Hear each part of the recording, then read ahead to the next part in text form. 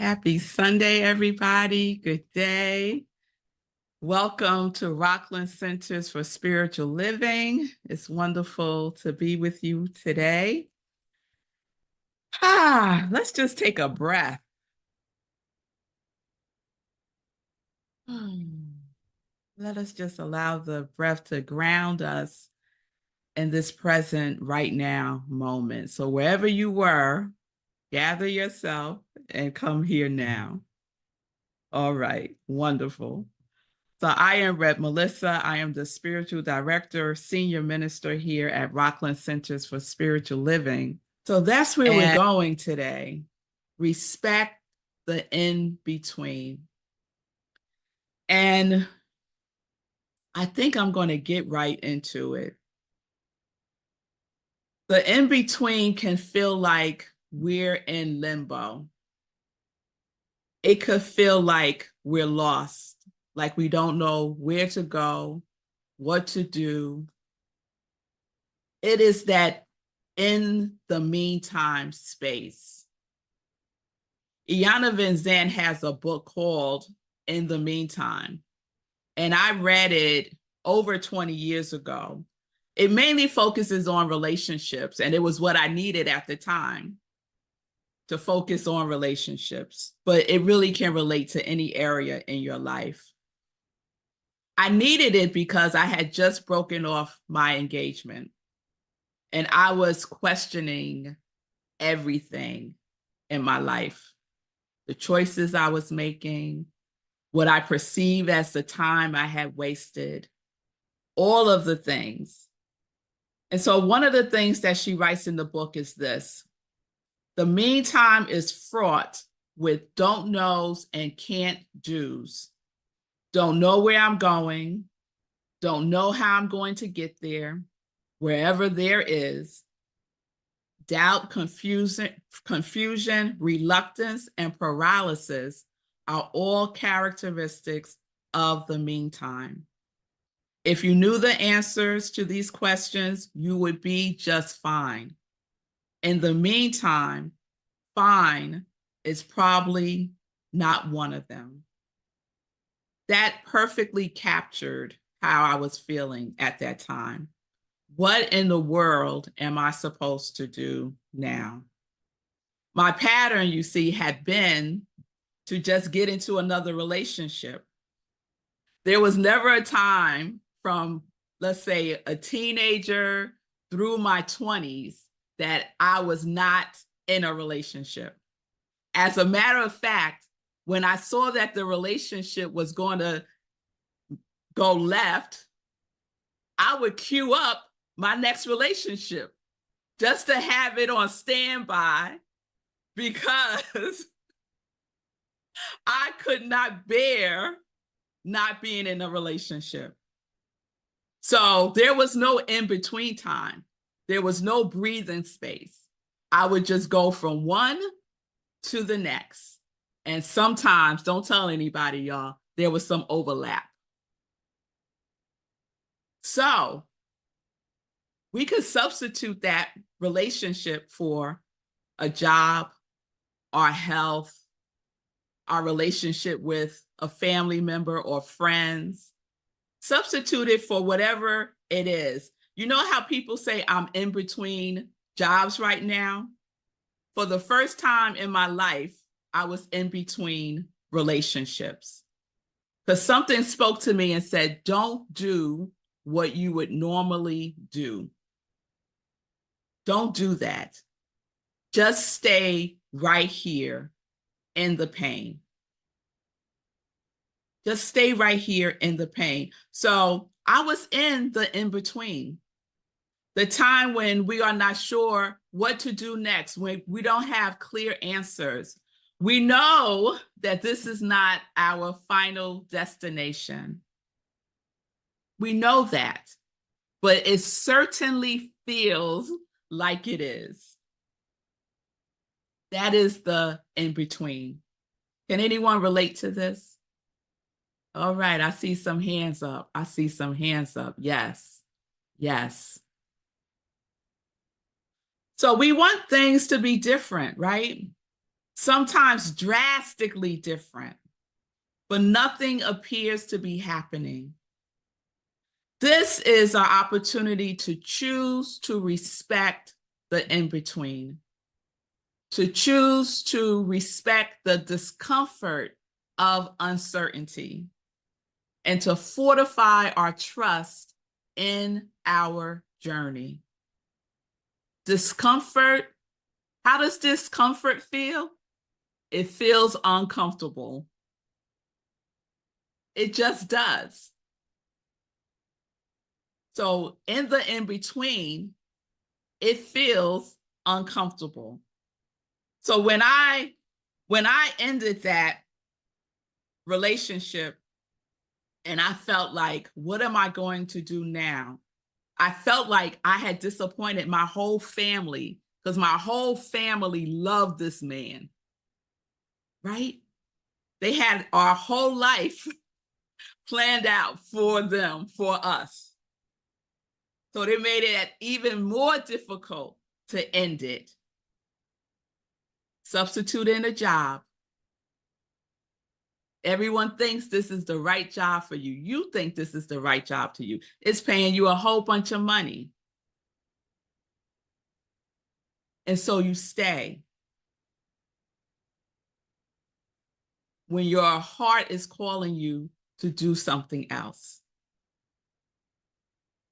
So what I learned is that although it felt like I wasn't on my spiritual path, I realized that there is never a time when I am not. I was born on my spiritual path, in my spiritual path. My first breath was my physical connection to my spiritual path. So it's challenging to respect something that you are not aware of.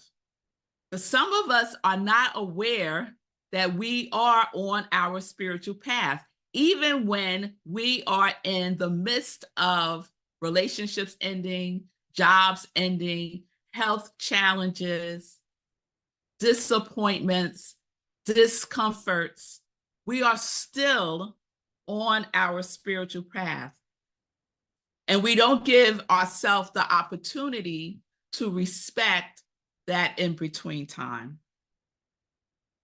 So, like I said, I would quickly fill up the space with another relationship, and it had become a dysfunctional pattern that needed healing.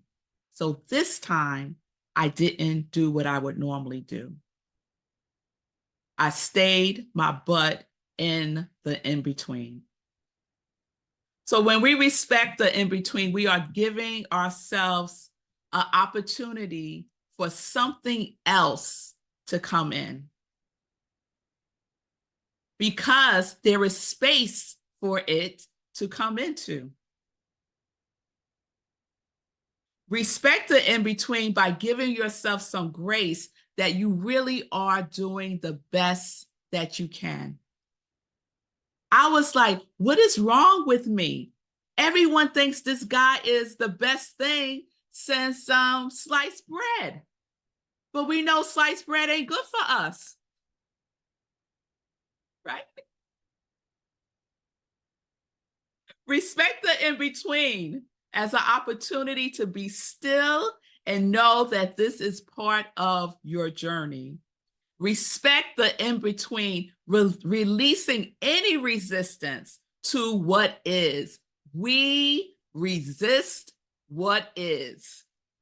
We are really good at resisting what is. We're good at talking about what had happened, right? Who don't love a good what had happened story? We all do. But the in-between is an opportunity for us to take responsibility. Yes, because my fingerprints were all over that relationship also. To forgive ourselves and to forgive others.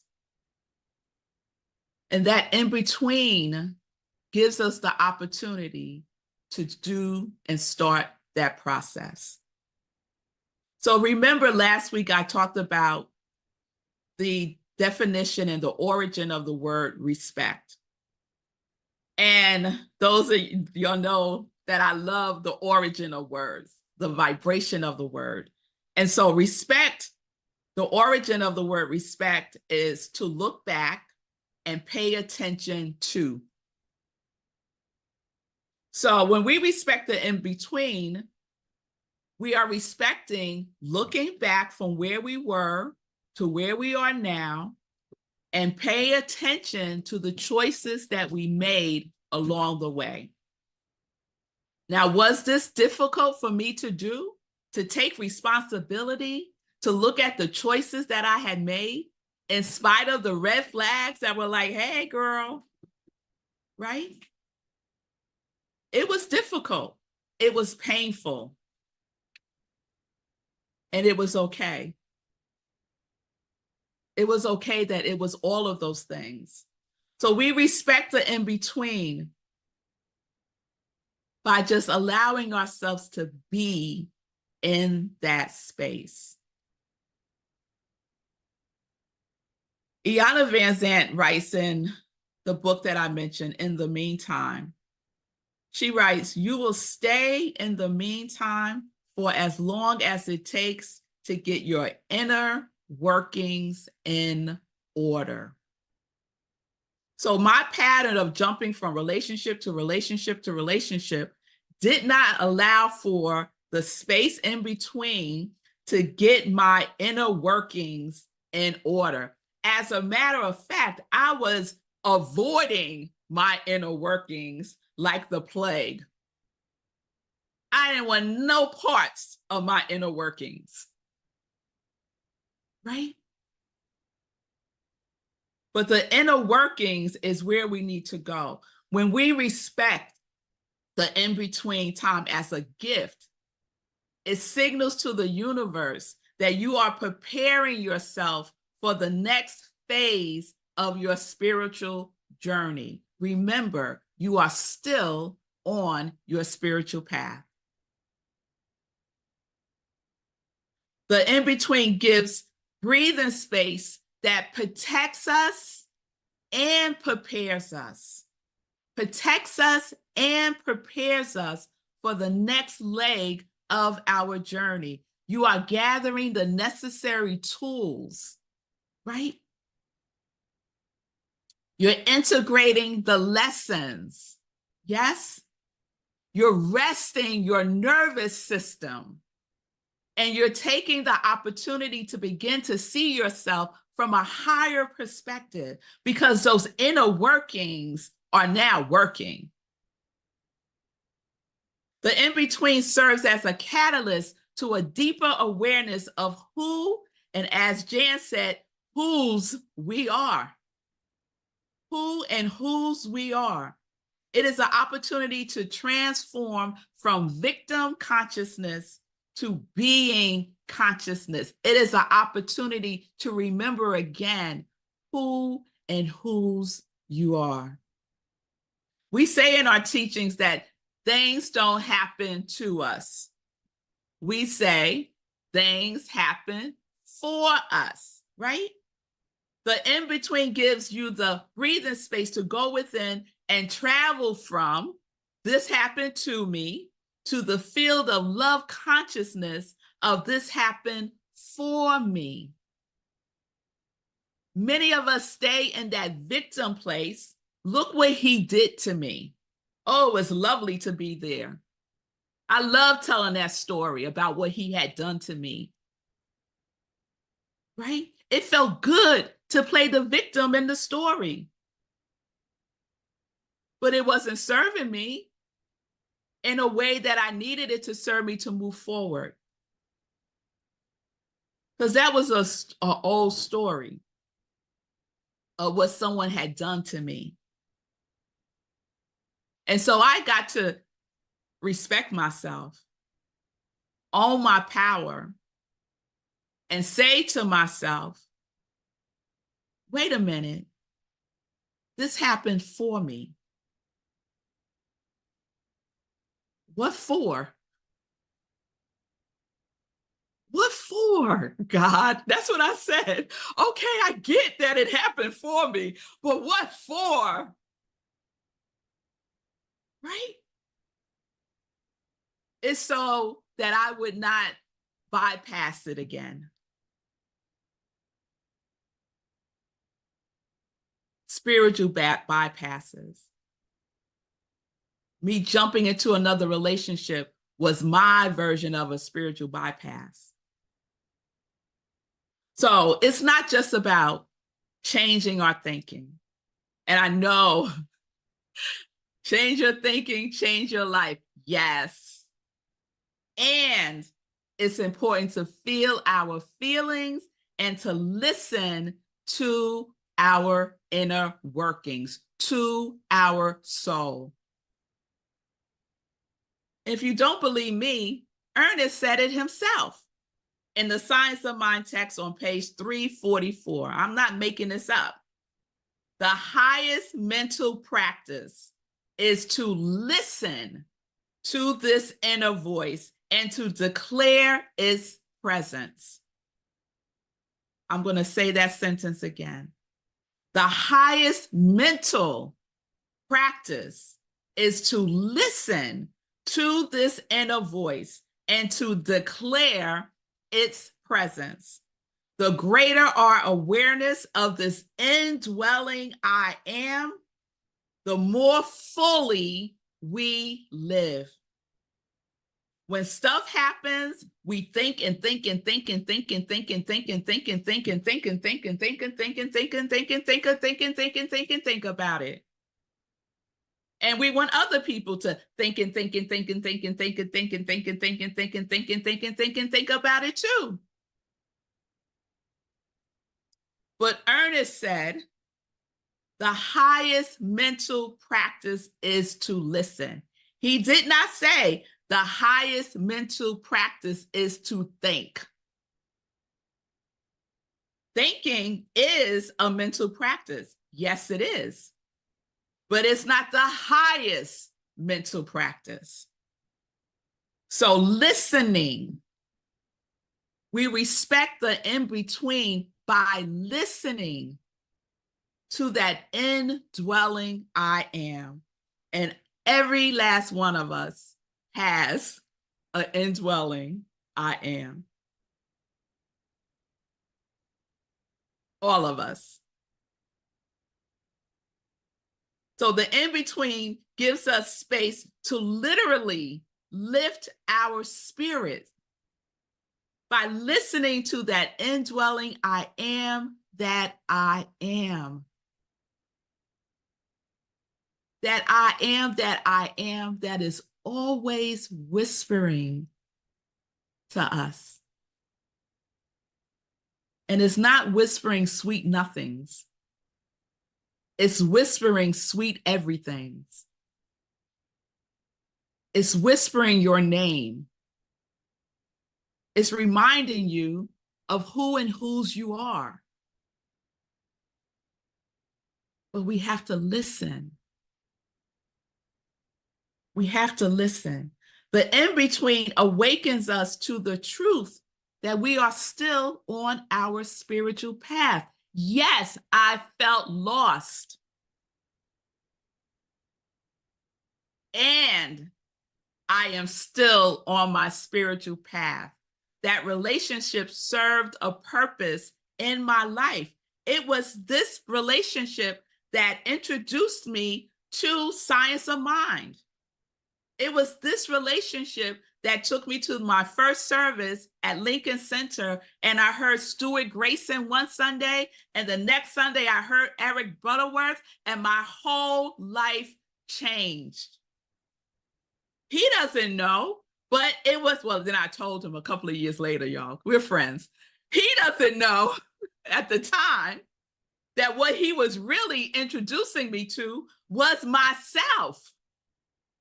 Oh, come on, y'all. Because everything and everyone serves our purpose. And sometimes that service don't feel so good, but it is. Don't get hung up on the in-between and the way that it looks. We got to see beyond that.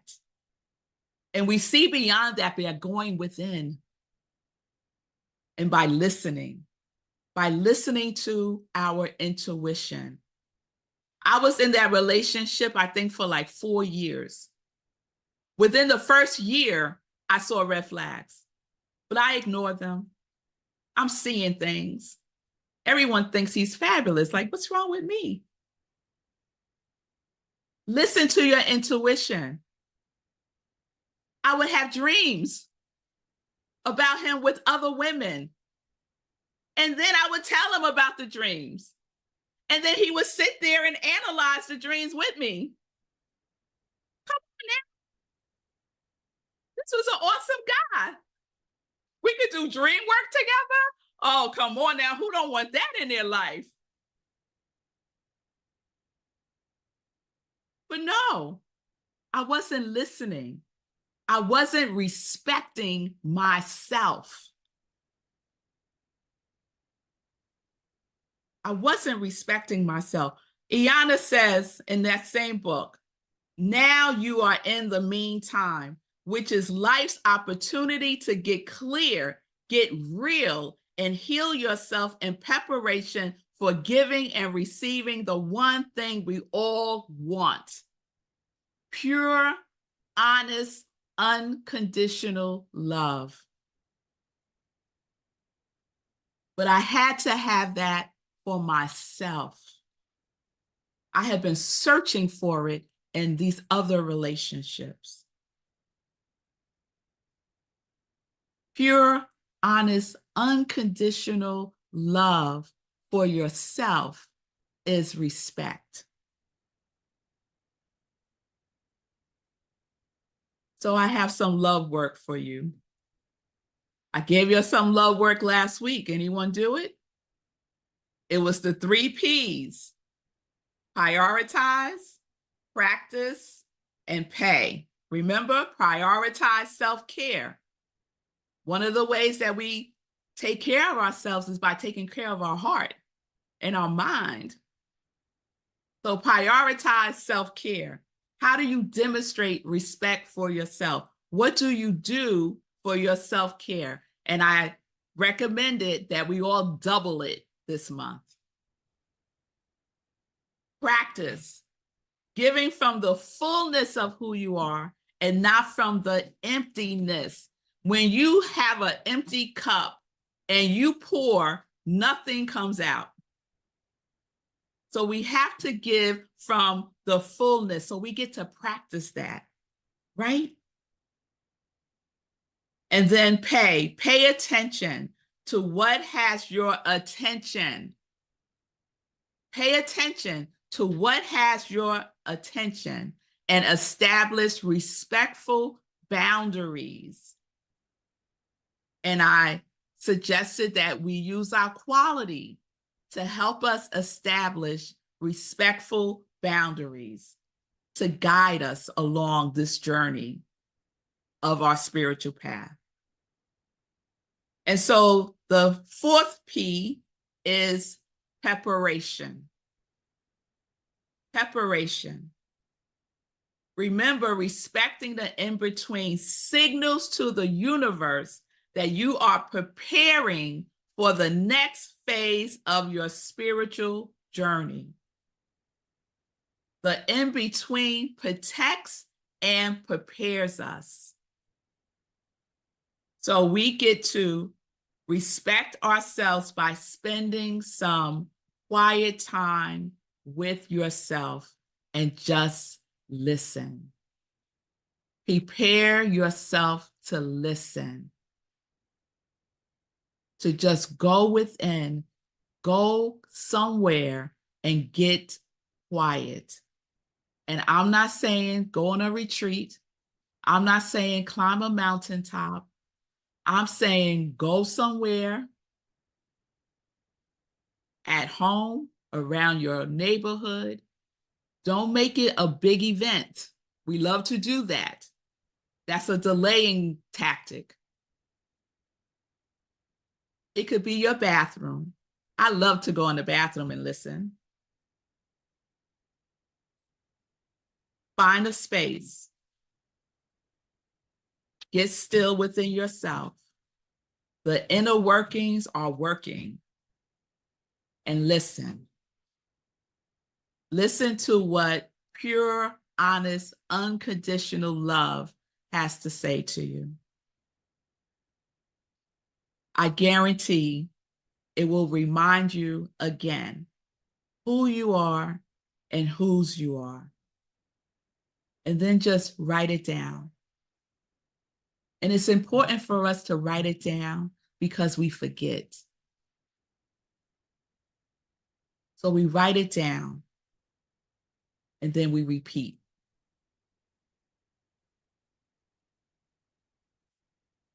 So who will say yes to that? Preparation. All right, I see the hands. Just twice this week, a baby step. And if you say, revmelissa, I don't hear anything, just be still. Give yourself some time because it may be a long time since you have listened. And so things inside are going, wait, what's going on? What are we doing here? Where are we? Right? So just give yourself some time, some space.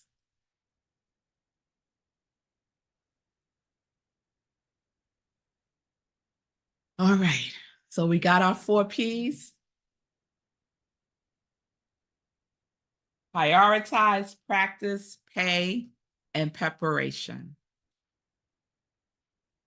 So I want to close this with